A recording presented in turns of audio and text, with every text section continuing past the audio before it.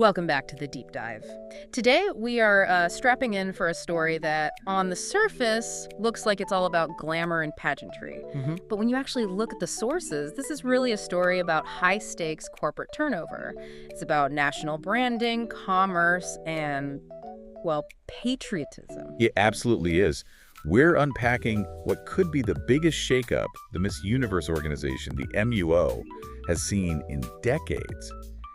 And if you cut through all the headlines, about the gowns and celebrities, there is a fascinating business lesson unfolding here. Okay, so let's just jump right in with the core announcement. We've got businessman, former politician Chavit Singson from the Philippines, and he's confirmed he is in serious discussions to acquire the entire Miss Universe brand. And that's the key thing right there. Not a franchise, not a piece of... He wants the whole organization, soup to nuts. The whole thing. And this is all happening while the current owners, well, they look like they're struggling. It's co-owned right now by Raul Rocha from Mexico and Anne Jacquetutitip from Thailand. And the timeline here is what makes this feel so real. This isn't just an idea he's floating. He's actually setting up a meeting, a big one, for January 2026. Yes, and get this. He's meeting with some really critical former MUO executives. We're talking Paula Shugart and Sean McLean. The old guard. The absolute old guard. And the meeting is specifically about buying out the entire global firm. What's really critical to understand is that Singson is the one pushing this. He initiated it. He did. He's watching the instability, all the financial questions, the controversies, and he sees an opportunity. He's being very proactive. Which, of course, brings up the big question, why? I mean, what is he actually trying to achieve? When you're buying a global brand like this, you assume that the goal is profit, pure and simple. Right, and this is where the story gets really interesting because his motivation is, well, it's not a standard corporate playbook. On one hand, yes, his business sense is clear. He wants 100% control. He said something like, it's harder to manage with a partner. Exactly. He wants full control to fix what he thinks is broken. Okay, but full control costs a lot. And he's said he's ready to pay if the price is right, but he's been really quiet on what that number might be. And that's because the valuation here isn't just about, ticket sales or TV rights. Singson gave this incredibly candid reason for the purchase, and it totally reframes what an ROI even means here. What did he say? He explicitly said he is willing to lose money for the country. Wait, willing to lose money? That's not how acquisitions work. How much are we talking about? He actually put a number on it. He said he's willing to accept a loss of $1 million or $2 million. A multi-million-dollar loss. Yeah, and think about that. This is a business mogul who's basically treating a global acquisition like a patriotic donation. So if it's not about financial profit, what is the ultimate goal? What's the reward that justifies that kind of risk? It's all about national uplift. He was very clear. He wants to boost Philippine tourism and foreign investment, which he said are currently down.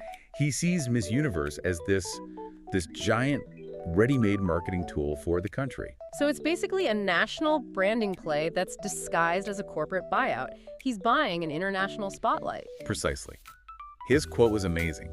"We will take it, if only to make the Philippines beautiful, even if we lose money, as long as it is beautiful." Wow. So success isn't measured in profit margins.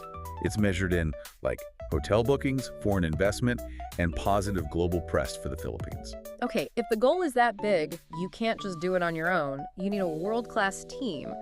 So who is he bringing in to actually run this thing? Well, and his plan here shows he really respects the people who've done it before. He knows he needs experienced American leadership. He said the former officials will handle it because they are the ones who are used to it. And those former officials are the names you mentioned earlier, Paula Shugart, Sean McLean. That's right. And for anyone who doesn't follow this closely, Paula Shugart was the president of MUO for 22 years. She basically was Miss Universe for 2 decades before she stepped down in 2023. So bringing her back is a huge deal. Why did she leave in the first place? Well, the sources suggest her departure wasn't exactly smooth. She apparently stepped down because of differences in policy and direction with the current owner, Anne Jacquetutitip. So Singson isn't just hiring talent. He's recruiting people who were maybe pushed out or frustrated by the current management. Exactly. It's a strategic move. He's leveraging that dissatisfaction to bring back proven leadership. The organization is suffering from a crisis of confidence right now. He needs someone like Shugart to come in and just stabilize the ship. So you have the American experts at the top for stability. But where does the Filipino side, the whole national pride part, fit into the day-to-day operations? That's where his family comes in. Yeah. His daughter, Rochelle Singson Michael, would likely manage the local pageant operations side of things. So it's a hybrid model. It is. She would coordinate with Shugart and McLean. It's a structure that's designed to blend that local passion and influence with, proven international management skill. It sounds like he's building a team to do the exact opposite of what the current owners are doing. Which brings us to the next point. Why is this even for sale?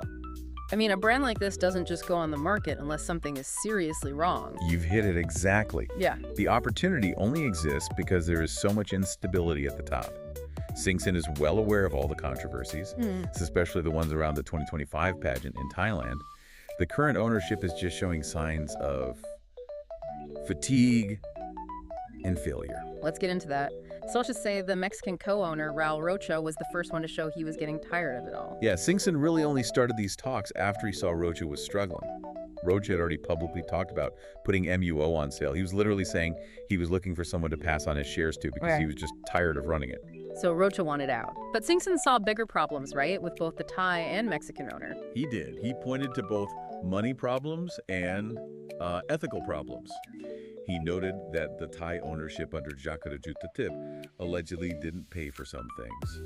At the same time, Rocha in Mexico was facing these really serious accusations of fraud and rigging the judging. Wow. So you've got alleged non-payment on one side and alleged fraud on the other. A total mess. Oh. And Singson looked at all this and basically concluded, well, if they can't run it, I will. But there was that quote in the sources, right? Something in Tagalog. Yes. Piling ko na lang, tayo na lang mapatakbo. Which means? It basically means I'll just buy it, we will run it. It's this simple, confident statement that says, my team can do this better. Okay, let's focus on that rigging accusation for a second, because that's the most damaging one, isn't it? What were the specifics there? So the allegations came out during a Spanish-language interview with Rocha. They were all centered on the win of the reigning queen, Fatima Bosch.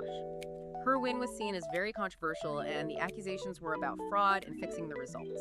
That is a huge problem to inherit. If you're Singson and your whole mission is to restore credibility, you might be tempted to just, revoke the crown and start fresh. You might think so, but he's being very clever about this. He has already assured everyone he would not have her crown revoked. He's essentially saying, that was their mess, not mine. What was his reason? It was pure pragmatism. He said, and I'm quoting here, we don't care about that anymore because they're the ones who decided that already. Smart. Very. He avoids a huge, messy, public legal fight in his first year. He keeps the focus on the future, on bringing back Paula Shugart, on rebuilding the business, not on fighting yesterday's battles. It's a very defensive but smart PR move. Okay, so why should we believe he can even pull this off? It's one thing to say you can do it, but he's stepping into a minefield. Because he actually has a proof of concept. This isn't his first rodeo with Miss Universe. We just have to look back to 2017 when he hosted the pageant in the Philippines. Right, that was his big trial run, basically. A chance to show he could handle the logistics, the media, the sheer cost of it all. Exactly. He and his daughter Rochelle staged the 65th edition of the pageant. And the money he had to put up just to get the rights was, it was enormous. Let's put a number on it. The sources say he paid $13 million. Just for the hosting rights? $13 million. And that was just the entry fee. The funny part is he thought that was the total cost. Wait, what? Yeah, he thought the $13 million covered everything, but then he found out it didn't. He had to provide private yachts and planes just to fly the contestants around the islands. So he drops $13 million and then finds out he has to cover private air travel on top of it. And he did it because he was already locked in. He couldn't back out. Yeah. It just shows he's not afraid to open up the checkbook to make sure things are done right. That kind of commitment is probably exactly what an organization like this needs right now. Someone willing to overdeliver. And in his view, it paid off. He claims that the 2017 staging was the most successful ever. And that experience, that success, is the foundation for his confidence now. It's why he's saying, tayo na lang magbago. We'll run it. Because we've already proven we can.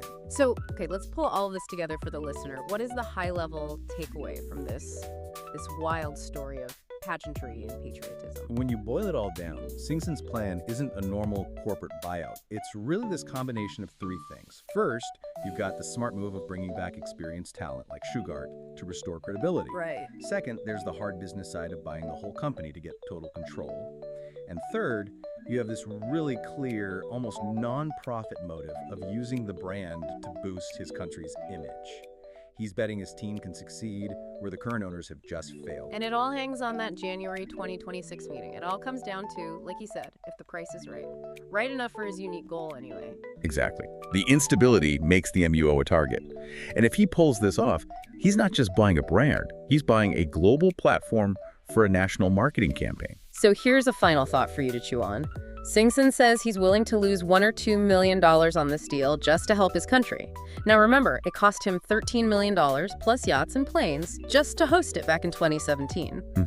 So the question is, how much more value in tourism dollars, in foreign investment, in pure global prestige does a brand like Miss Universe need to generate for a country to justify that kind of massive, purpose-driven investment? The ROI here isn't on a balance sheet, it's measured in national pride, and that is a very hard number to calculate. It is. It forces you to look beyond the spreadsheet into the world of soft power. It's a huge economic gamble. Indeed. We'll be watching those January 2026 meetings very closely. Thanks for diving deep with us.